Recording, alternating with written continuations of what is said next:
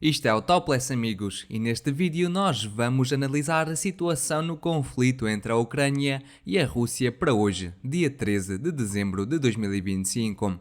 E nós recebemos informações importantes por parte de Pokrovsk e de Mirnograd, mas também por parte da cidade de Kupiansk.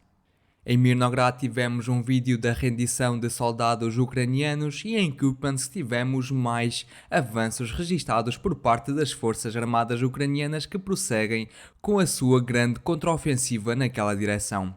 Mas até lá vamos discutir alguns ataques que a Rússia efetuou na última noite contra o território de Odessa. E durante o vídeo de ontem eu referi que foi efetuado um ataque com um míssil balístico Iskander contra um navio pertencente à Turquia. Mas na verdade, as fontes que referiram isso estavam incorretas porque o ataque decorreu com um drone do tipo Geran. Porque ainda durante o dia de ontem recebemos este vídeo a que mostra precisamente o voo deste drone lançado pela Rússia em direção ao porto de Odessa. E depois este drone atingiu aquele navio pertencente à Turquia. E temos aqui o momento do impacto registado em vídeo. Algumas fontes referem que este navio estava a transportar geradores de energia. Mas depois também tivemos alguns vídeos publicados da ação dos bombeiros a tentar apagar os incêndios neste navio. Contudo, pelo que sabemos, ele foi completamente destruído. E a carga que este navio estava a transportar, que eu referi, até faz sentido porque logo de seguida a Rússia atacou uma central termoelétrica nesta região.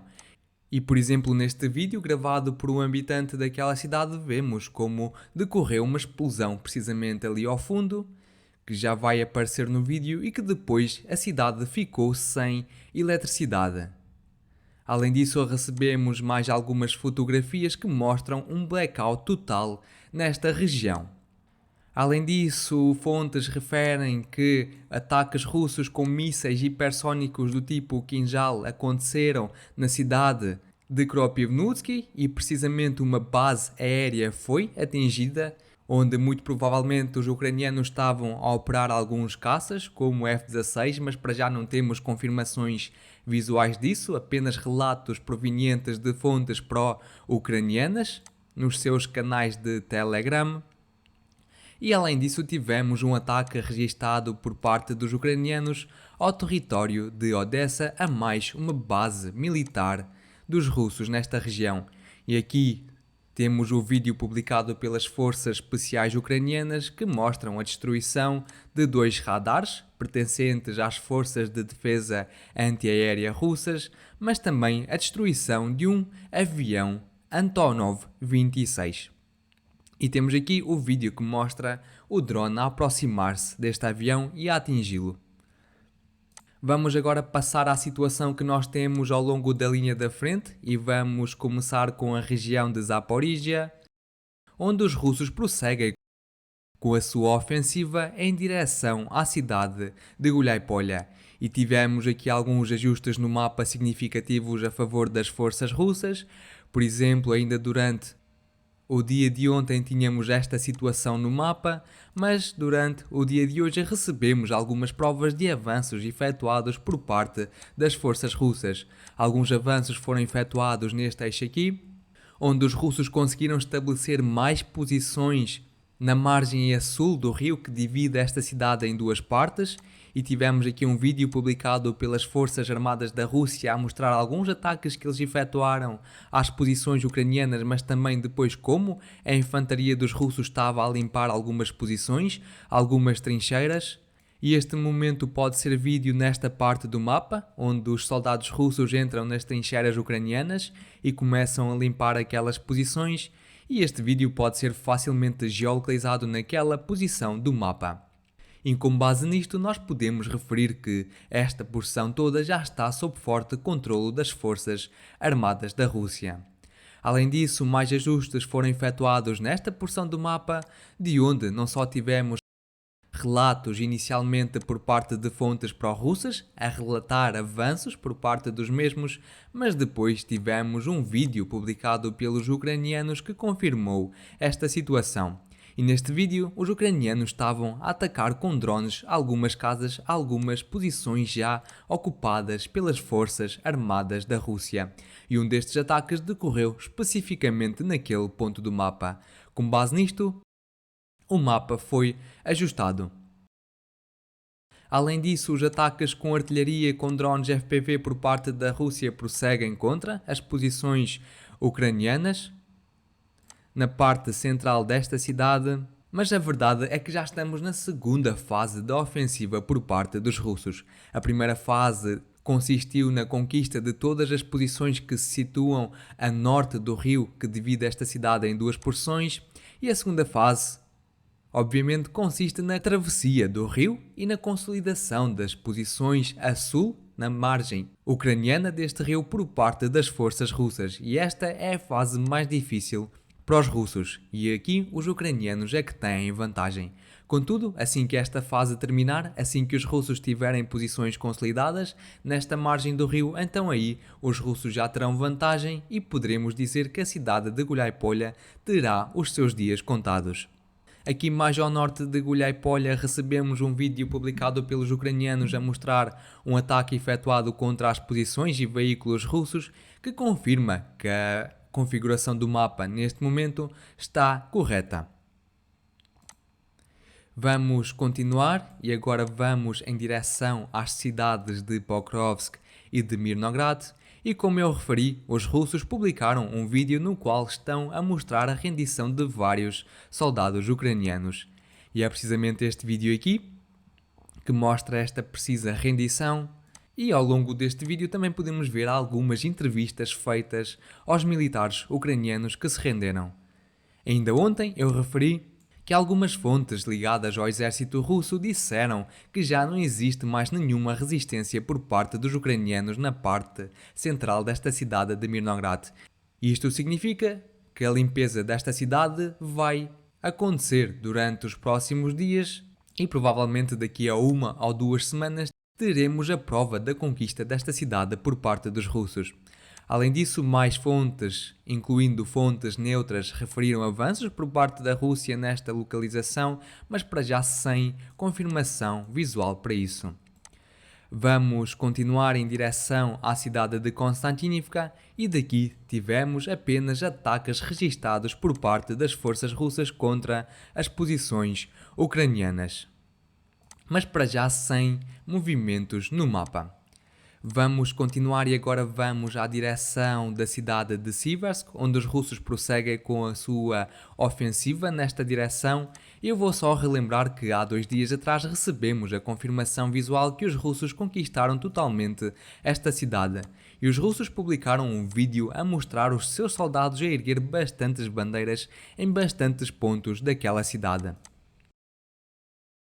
Já durante o dia de hoje, tivemos a confirmação que os russos estão a prosseguir com a sua ofensiva, mas na porção mais a sul, na vila de Sviato-Pokrovsk.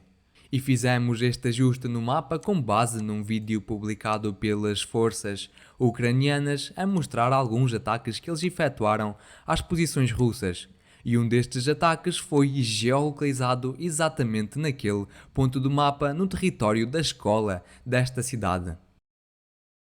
Além disso, mais fontes neutras referiram que os russos começaram a avançar em direção a esta rede enorme de fortificações e de trincheiras por parte dos ucranianos. E caso isto seja verdade, então, uma das posições mais fortes defensivamente que os ucranianos possuíam nesta região não foi capaz de segurar os avanços por parte da Rússia neste momento.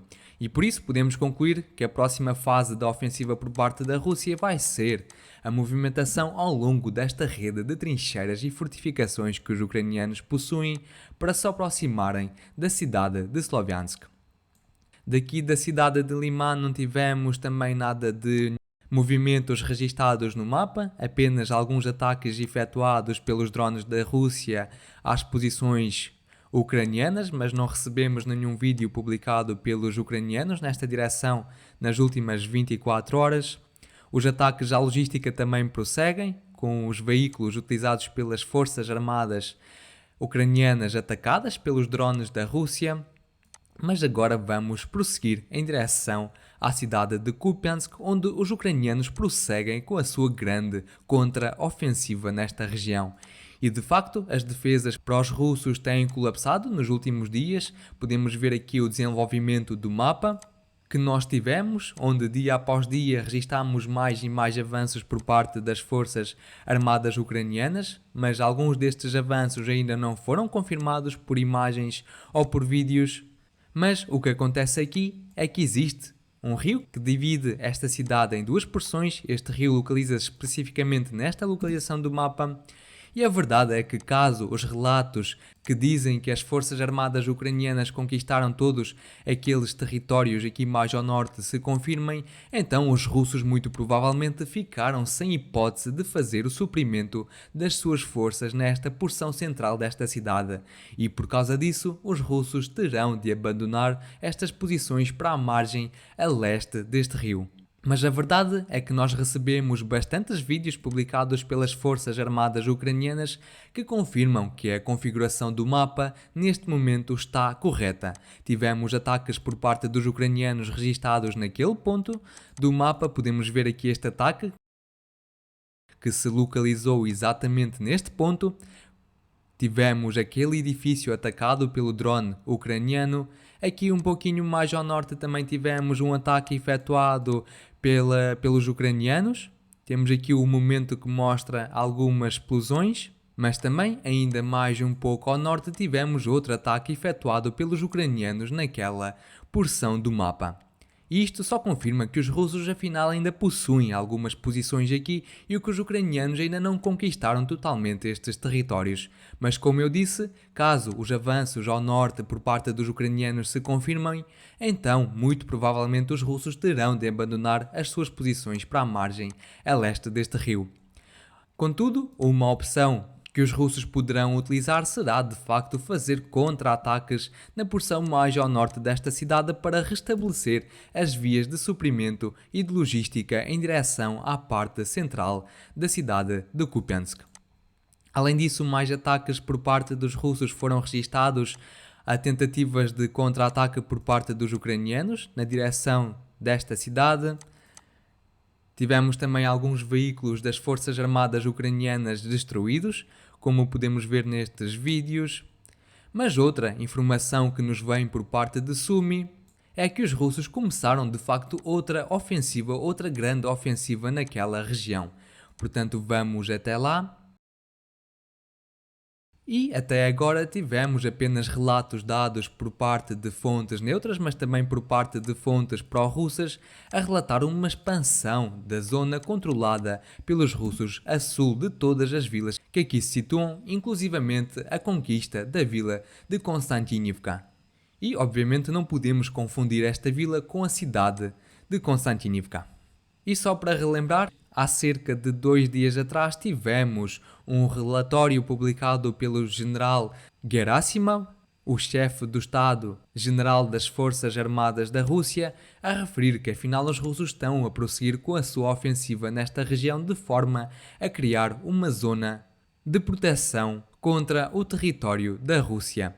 Para já não tivemos nenhuma imagem ou vídeo que confirmasse estes avanços por parte da Rússia, mas ficaremos então a aguardar algumas provas destes avanços. E muito provavelmente, na próxima fase, os russos vão tentar conquistar todos os territórios que eles perderam na contra-ofensiva ucraniana que se deu há alguns meses atrás, precisamente nesta direção.